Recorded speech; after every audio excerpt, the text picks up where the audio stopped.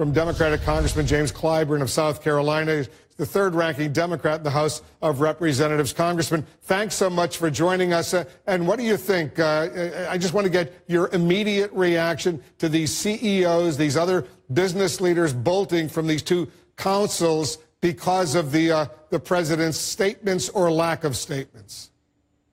Well, thank you so much for having me, Wolf. I think what these CEOs are doing or demonstrating what this country is all about. I congratulate them on stepping aside from the charade. Ken Frazier, just a great friend, and I thank him so much for leading the charge on this. What we see now is a tremendous credibility gap, a morality gap that is developed in this country, and the business community is stepping up to do its part to fill that gap. Now it's time for the United States Congress to step in. Someone said earlier on your show that the president cannot fire the Congress. That is correct. And the Congress needs to demonstrate that we are, in fact, a co-equal branch of government. And I think that it's time for the Speaker of the House, the leader of the House, the Democratic leader, Nancy Pelosi, and for both Senator Schumer and Senator McConnell to bring together their leadership teams, and let's begin to put together an approach to governance that will bring people together, that will pass legislation that will move this country forward and pass it in a bipartisan way.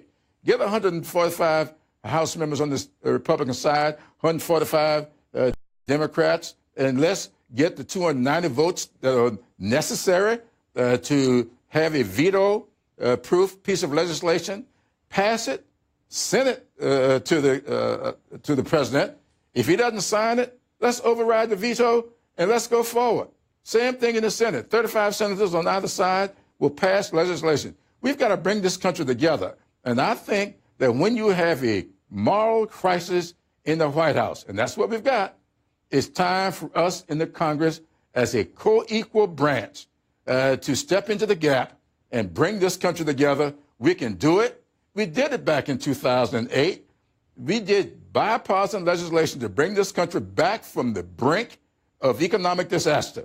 We are now approaching the brink of what I would call a morality disaster, a moral disaster in this country.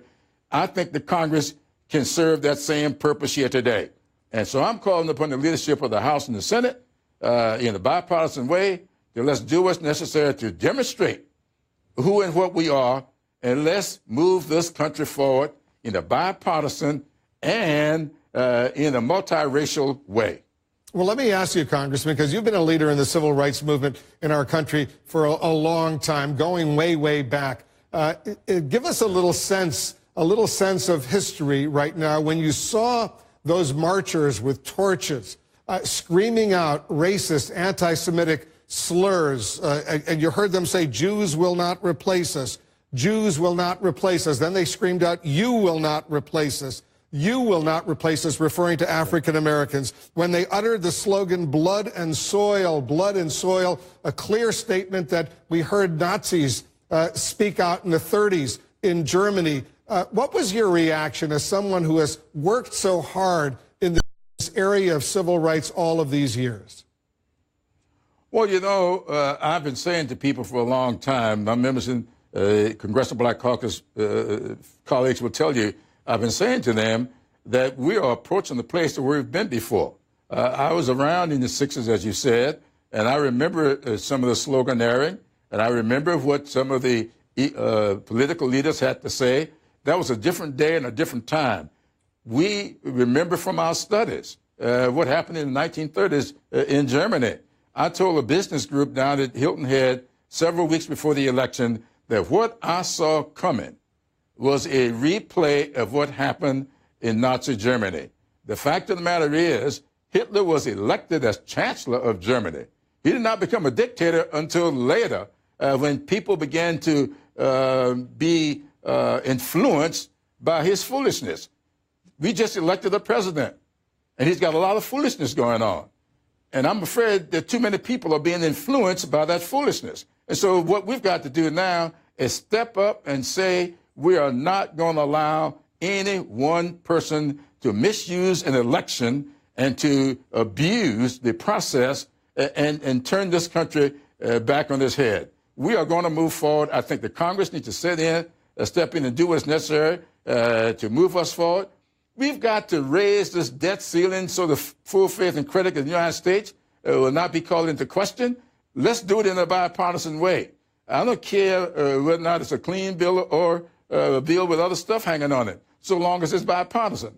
Let's do what is necessary to reform our tax code. Do that in a bipartisan way. Do the same thing for fixing the Affordable Care Act. There are problems with the Affordable Care Act. We all know it. Just like there were problems with the Civil Rights Act of 1964. But we came back and fixed it in 65, and again in 68, and again in 72. That's what we need to do now, is move forward and fix the Affordable Care Act, and then let's do a bipartisan infrastructure bill that will do more than build roads and bridges. Let's have water and sewage going into communities that need them, and let's target resources into communities of need. And let's have broadband deployment so our kids can get the education that they need. The House of Representatives and the Senate need to step into the gap, and let's do what is necessary to move our country forward, because this president has marginalized himself in such a way he is never going to be able to provide any moral leadership, which is what is needed from any president in order to move an agenda. Very strong words from Congressman James Clyburn, who I pointed out goes way back in the civil rights movement to the 60s. Congressman, thanks so much for joining us. Well, thank you so much.